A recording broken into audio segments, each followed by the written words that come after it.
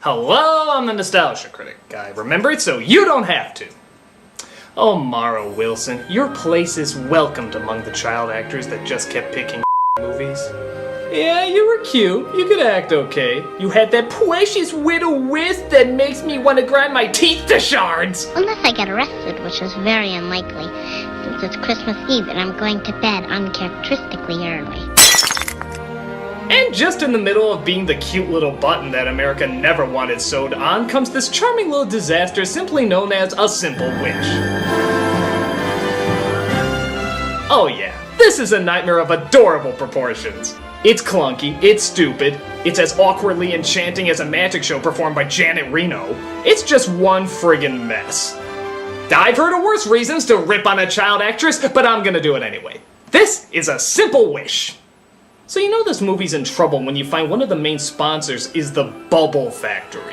You ever wonder if it's actually like a legitimate bubble factory? If so, you gotta wonder how that meeting went. Alright people, we already know that the Build-A-Bear Workshop has had great success financing Terminator 2, so I say we go into financing movies. Let's see, we got this Mara Wilson fairy tale or a movie about the sinking of the Titanic. Alright, that's a downer. Let's go with the Mara Wilson fairy tale. Bubble! And who is that guy? So we start off Once Upon a Time 3 months ago. You know, do you really need the phrase a time when you have the time?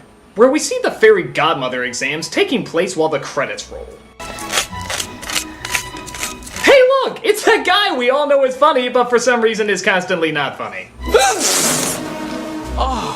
Yes, Martin Short, for whatever reason, always decides to leave his talent at home whenever he goes on screen. I don't know if he needs better direction or a better agent, but needless to say, his scenes do have sort of a, oh, how do I put it? Je ne sais drop dead Fred to them.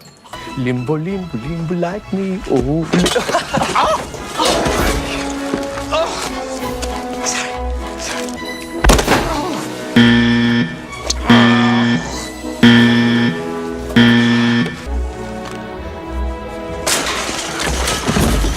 I was on SCTV! Really? Cut to 3 months later, so present day, you could have saved 6 letters there, where we see a horse and buggy ride driver named Oliver, off to pick up his kids. Oh wait, we have to have this pointless slapstick moment. Ooh-wee! I bet this leads to nothing, and it doesn't, stupid movie. Looking stressed today. Just another day. There's our walking J.C. Penney's commercial. Yes, Mara Wilson plays a girl named Annabelle. And this table scraps of the 90s is her brother named Charlie. Let's just face it, Dad's never gonna come. He left us here to rot. Oh, please, I've seen more bad 90s kids out of Kazam. Oh wait, he was from Kazam. Allow me to judge this performance particularly harshly and unfairly for that. They're excited because their father has an audition for a Broadway musical, which appears unlikely seeing how he looks and sounds like a recording of Dom DeLuise. It isn't good to be late to an audition. Yeah, no, makes me too nervous. Since when is 6 minutes incredibly late, huh? I gotta be half the cast of a Don Bluth movie in an hour. But who knows? Maybe he has some talent. The rats come creeping now. Or a good dub-over artist. It's a better thing that I do now. Really? That's him singing, huh? Yeah, right, and that's Carrie Elways in Quest for Camelot. Even Milli Vanilli would call on this one.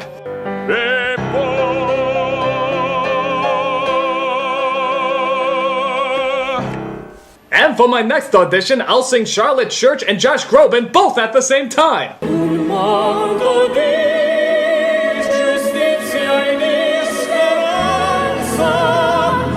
So he doesn't get the main role because it's already been promised to a big Broadway star, which leads to the fairy godmother retreat via no segue at all.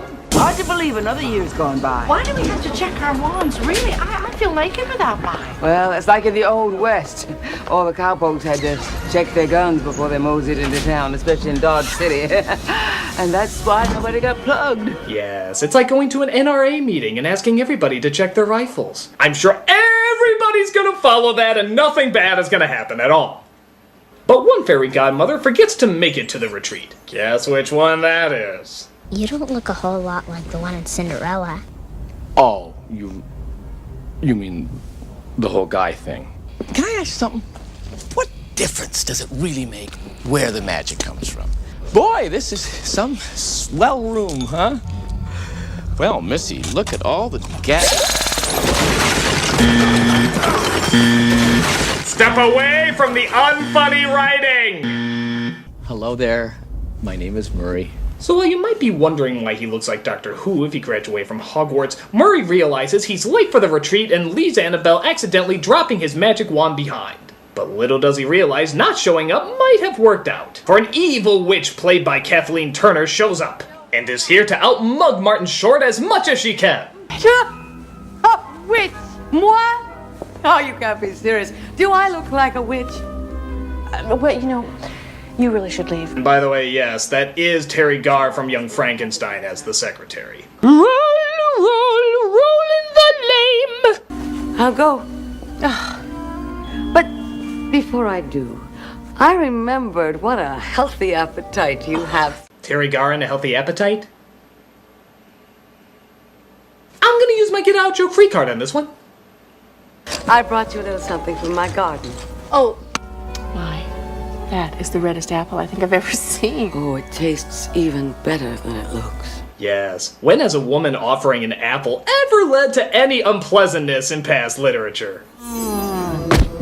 What is with you? I've got to pee. But you were just outside. I always lose it when I get nervous. I think I liked you better when you were a dog. Personally, I liked her better when she was a honey bunny. She had to pee a lot in that movie too. Weird connection. Claudia! I took your wand away because you were using it for your own selfish ends. That is not what fairy godmothers are all about. We use them to help other people's selfish ends! So Turner turns her into Jackie Paper just as Gar starts to pointlessly wake up. Now, nothing is wrong. Nothing is wrong. Everything is perfectly normal. Hortense is flat. Perfectly normal. Hortense is flat. These aren't the droids you're looking for. These aren't the droids we're looking for. She locks all the fairy godmothers downstairs and leaves with all the wands. While that's going on, we see Annabelle and her father discuss the always classic single parent syndrome that seems to invest most children's fairy tales. Dad, remember how you said Mommy went to heaven? How she's an angel now? Mm-hmm. Where are you making that up? Well, I believe that, but I also think that there's a big part of her that's right here. Where? No, I see her when I look at you. Now, in all fairness, this is not that bad a scene. In fact, a lot of the moments with Annabelle and the father actually work okay. I surprisingly find myself more interested in him getting the part for the play and her connection with him much more interesting than anything else in this movie. Oh, speaking of which. Hello? I heard you were having a dramatic moment. I'm here to mug it away. No, let me guess. He shows off his funny faces and does something clumsy. Abraca fast forward. We see the next day that Charlie accidentally breaks the wand by crashing into a bunch of boxes. Yeah, did you get his license number? Oh wait, he has a license number. Okay kids, stop turning my jokes into things that exist! So while drinking her dry ice, Turner realizes that one wand is missing. The one Annabelle has, of course, and in order to rule all the blah blah yada yada yada, she has to find it. I've been in broad daylight for years. Oh.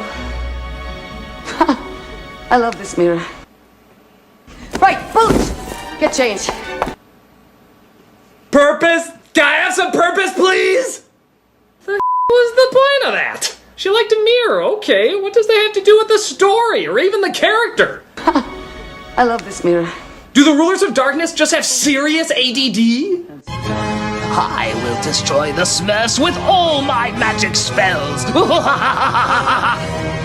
Say, did you realize that the guy who did the candle from Beauty and the Beast was also on Law and Order? That's so weird.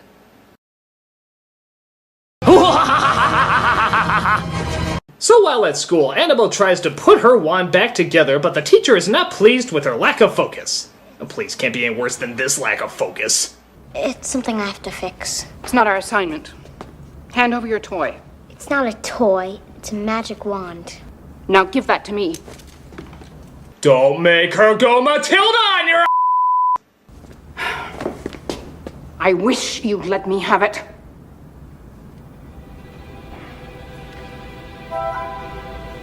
Oh, I can't wait to see what this is building up to! Shaboom! Nothing! Come on, that's like a clown being a consultant at a pie factory! Even the obvious payoff would be funnier than no payoff! I wish you'd let me have it. See, it didn't make sense, but it was something! So she leaves the classroom and comes across Murray, who, despite seeing that the wand is broken, thinks he can still get it to work. I wish that when my dad sings tonight, he gets the part. So you can do it?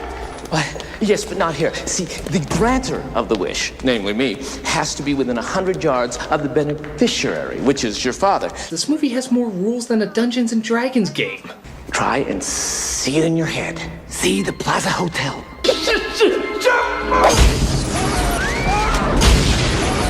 Okay, that doesn't happen, despite how nice that would be. But we do see them accidentally end up at the Plaza Motel in Nebraska, which is not as impressive. Oh, you're unbelievable. Can't you even admit it? Admit what? That you blew it. You totally screwed my wish. I did not. You did too. Did not. Did too. Did not. Okay, as riveting as this dialogue is, why doesn't he just transport them back? Why are they still there? Is that ever explained? I mean, we're 40 minutes into this clunker, and the most magical thing that's happened so far is we've gone to Nebraska! Is there anything in this scene that needs to keep us in this location? Okay, a possible chance for death. I'm all for that. Oh, Roy. It ain't Roy. But it says on his shirt. It ain't my shirt. So who's Roy? Got a brother, Roy. Is that his shirt? Was. Roy is dead.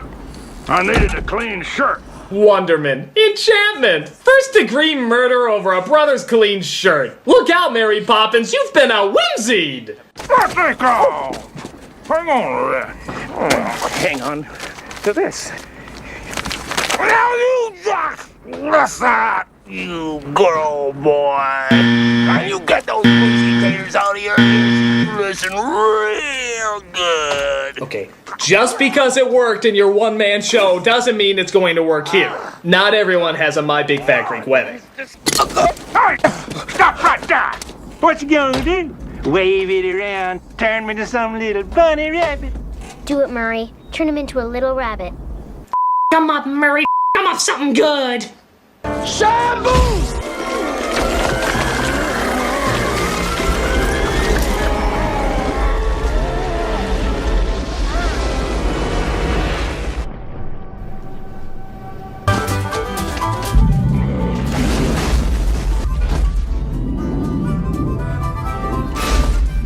What the am I looking at? Salvador Dali in his most drug-induced nightmares couldn't have dreamt this up. Somebody actually wrote this? This isn't a fairy tale, it's a stoner's adventure doing Mad Libs.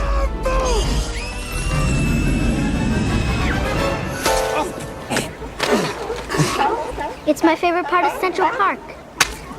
I'd ask why they didn't just do that before, but then we would have missed out on the classic 50-story rabbi scene. And Lord knows, we wouldn't want to deny cinema that. So they find the father, and Murray tries to finally grant the wish. Boom! But then he accidentally turns him into a statue. We are supposed to be rooting for this guy, right? I mean, there's making mistakes, and then there's just committing these horrible crimes of hell magic. At what point do you draw the line? I wish that when my dad sings tonight, he gets the part. Absolutely! Zoom, zoom, zoom, zoom, boom! Oh, I accidentally started the Hunger Games. I'm so sorry, people dying everywhere. But you know, I'm so quirky! So they head to where the fairy godmothers meet so they can figure out how to get their father back. Only to find a flattened Judge Doom here. Surprise! I tried to keep my wish simple. There's no just such thing as a simple wish. If only that were true. This spell of Murray's, it must be lifted before midnight. After that, your father will most likely remain a statue forever. You promised her what? Nothing, I just said that we'd get the wands back. Yeah, another nice segue. We don't know why getting the wands back will fix everything, or why they can't just wait for the other one to be fixed, or why they can't just find another one. I mean, there has to be extras. Or why the they can't just unlock the door and ask one of the other fairy godmothers down there to help. In fact, do we ever see them again? I don't think we do! For all we know, they're just left down there, starving to death, hanging on to what little life they have! Good news, fairy godmothers, you're free!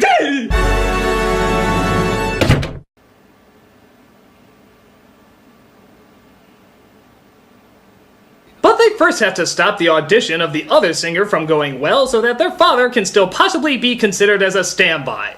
Okay, your father's a pigeon toilet right now and may stay like that for the rest of his life. The audition and focus on bringing him back to life, you priority-skewed mental cases! What's going on here? How am I? Oh no, it rained a bit, and he can still sing. That was pointless. This movie has more padding than a goddamn hockey player. So he tries another spell to give him a frog in his throat. Literally.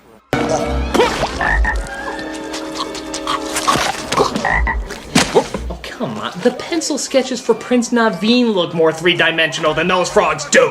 But the dog lady finds the two of them and decides to take them to Turner. Boots! Any of you move, and I'll execute every last one of you! So she takes them to the witch, where she forces them into the most evil, disgusting, horrifying torture imaginable.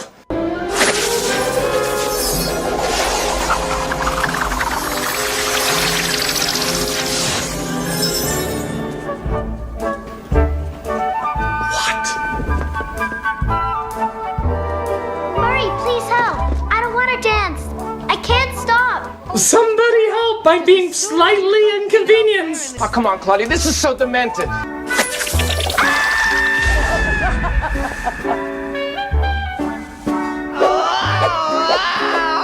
Won't anybody stop this mild nuisance? And we have a fabulous conductor. Oh no, she's conducting now! The horror? Help me, Murray! Help you! Help me! Hey, wait a minute, she jump cut to the conductor, but now she's suddenly back over there while also being the conductor, but she had to disappear for a minute, so why did she reappear back there? And what did I say earlier? What the am I looking at? Yeah, that's right, what the am I looking at?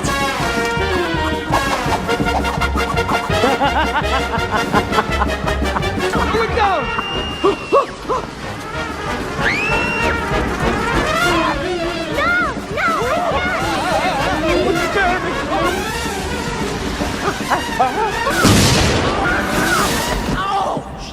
I give up!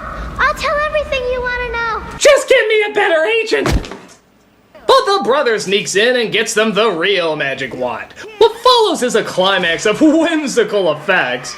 I mean, I know nothing can outdo that jump cut from earlier, but still they're pretty impressive for a first-year CG student. And Turner accidentally zaps the mirror, which somehow causes her to get sucked into it.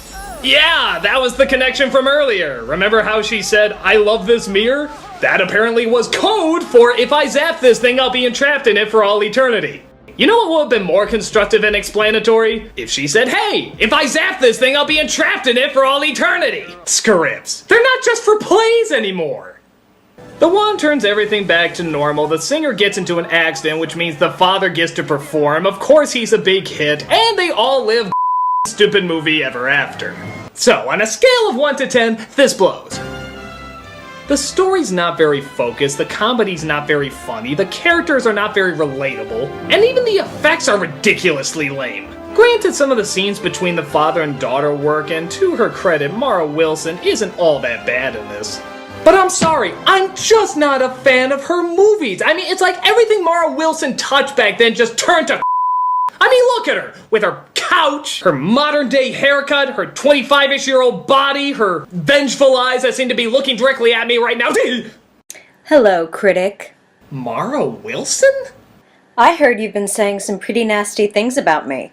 Oh, hey, forget it, Missy. You knew what you were doing back then as a kid. If you didn't want people like me making fun of your work, you wouldn't have chosen so many movies. I don't care how old you were. So you think kids should be held accountable for what they film, no matter what their age? Right, sister! Because I came across some interesting videos from a little town called Bothell, Washington. Bothell, Washington? Yes, of a certain internet critic who made movies when he was a young lad. You're bluffing. You don't really have those videos. Roll the film. I and Humpty Dumpty. Ah, isn't it wonderful? I thought I had these burned! I'll tell you what the problem is. We are aliens. Just look at those performances. So restricted, so reserved, truly the epitome of subtlety. Shut up. And just look at those glasses. Only a true master of character would wear something so hideously embarrassing. You're a regular Daniel Day-Lewis. Shut up! And how brave of you to go with those braces. Tell me, was it meant to look like your teeth were eating over them? Shut up! The acne is a nice touch, too. I bet you purposely never showered just to get that effect. It was Seattle during the grunge era, none of us did! Oh, and you must have been a fan of my work. We have the exact same hairstyle. You, Mara Wilson! Unnatural, unkind! Oh, and how did some of that dialogue go? No. It was brilliant writing. You wouldn't dare. Totally unforgettable. Mara, please! Ah, now I remember. I like wearing women's clothing. It is fun. No, you didn't see that! Turn it off! Turn it off! Oh yeah, the Daily Night! No! How could you be so heartless? How could you be so cruel? Unholy she-demon! Well, so long, critic. I'm sure now that the public have seen your brilliant choices as a child, they'll be just as accepting as you were of mine.